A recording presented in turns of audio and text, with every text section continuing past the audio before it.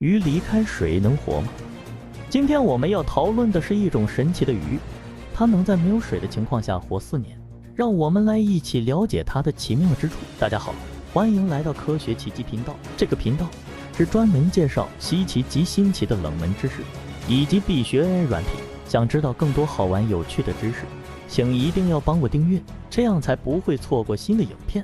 喜欢这个频道，请帮我点个赞。想要了解更多的知识，请在下方留言，谢谢大家。鱼离开水能活吗？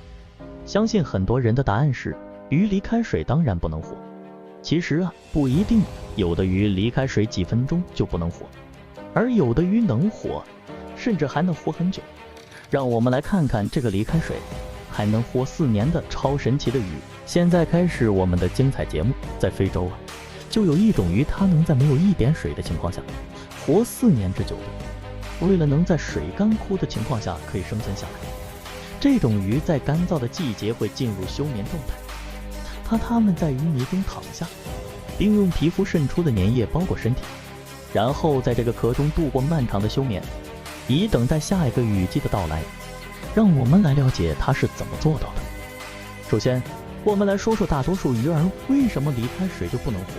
世界上所有的动物都需要氧气才能活着，人是用肺呼吸来吸收空气中的氧气，而绝大多数鱼都是用鳃呼吸的。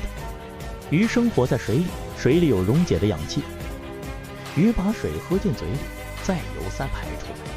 这个过程中，水里的氧气就会被鳃过滤吸收，进入鱼的血液，供鱼消耗。鳃只能过滤水中的氧气，不能直接从空气中吸收氧气，所以鱼离开水就会缺氧，很快就死掉了。而这种神奇的鱼也用鳃呼吸，那它们在离开水的情况下怎样吸收氧气？这种神奇的鱼非洲肺鱼，正如其名，它们除了有鳃还有肺。在水里的时候它们就用鳃呼吸，离开水呢，它们就用肺呼吸。这就是肺鱼超能力的来源。人们可能会有疑惑，肺鱼生活在水里，有鳃呼吸就够了，为什么还要这么麻烦再长出来一个肺呢？要回答这个问题，就要从非洲肺鱼生活的环境说起。我们每年都要经历春夏秋冬4个季节，基本上每个季节都有降水，但是在非洲可不是这样。在非洲的大部分地区，每年只有2个季节，雨季和旱季。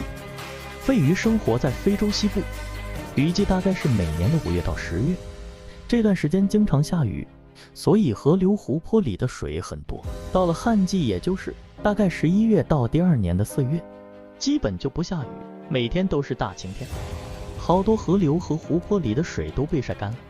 为了适应这种半年有水半年没水的环境，非洲肺鱼就进化出了它的超能力。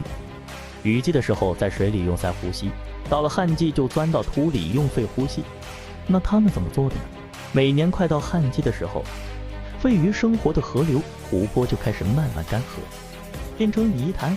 肺鱼就知道旱季要来了，于是就开始往泥里面钻到大概半米深的时候，它就开始挖洞。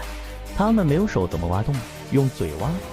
它们把泥吃进嘴里，再从鳃里挤出来，一点一点就挖出一个能容纳自己身体的洞。洞挖好以后，它们就全在洞里，然后身体开始分泌粘液，就是一种像我们的鼻涕一样的液体。随着天气越来越热，泥里的水分不断蒸发，变成了又干又硬的土。它们分泌出来的粘液也变干了，形成一层薄膜，就像一个气球。肺鱼就蜷缩在这个气球里，这个气球有一个孔，这个孔通向地面，肺鱼的嘴就对住这个孔，慢慢的用肺呼吸来保持生命。整个旱季，非洲肺鱼就在这个洞里待住一动不动，就像有的动物冬眠一样，直到下一个雨季来临，土地再次湿润，地面上的河流湖泊重新出现，它们才从洞里钻出来，爬回到水里，重新开始用鳃呼吸的敞亮生活。非洲肺鱼通常会在洞里待半年时间，躲过旱季。有时候气候异常，雨季迟迟不来，它们甚至能在洞里活4年时间，够厉害吧？为了适应生活环境，经过了漫长的时间，非洲肺鱼才进化出了用肺呼吸这种能力。为什么人们知道它能在没有水的情况下活了4年？那是因为有一次，当地人在盖房子，他们使用的是泥砖当做建筑材料。当房子盖好了，经过4年的风吹日晒雨淋，当墙壁开始湿润，非洲肺鱼用力地从泥砖里钻了出来，竟然还活得好好的，这真是太神奇了。那么非洲肺鱼的祖先们什么时候开始有这种能力的？答案是至少4亿年前。为什么这么说？因为科学家找到了4亿年前的肺鱼化石，也就是说在4亿年前肺鱼就已经开始用肺呼吸了。他们的后代在这漫长的4亿年里，不仅经历了沧海桑田，还顽强地挺过至少4次生物大灭绝，才活到今天。肺鱼真是太不容易了。但是你相信吗？它却会被水淹死。其实是因为经过长时间的演化，它的鳃严重退化，导致雨季来临时在水中活动的时候，从鳃获取的氧气不足以供应它身体的食用，必须不断地游到水面上呼吸，导致一些情况下它被淹死在水里面。在雨季来临这种案例时常出现。非洲肺鱼它是非洲当地人的主要蛋白质的来源，在雨季时他们会在河流里用网子捕捉它，并且与其他人分享或是与其他人交换资源。干季时，当河流消退，非洲肺鱼集中在泥洞中，当地人会用手挖掘泥洞收集非洲肺鱼，并且将其烹煮或晒干作为食物的存活。非洲肺鱼对当地人有很大的贡献，不仅保证家庭有充足的食物，还为当地社区带来了经济收益。谢谢您的收看，如果喜欢我的节目，请帮忙点赞、留言、分享给朋友，我们下次见。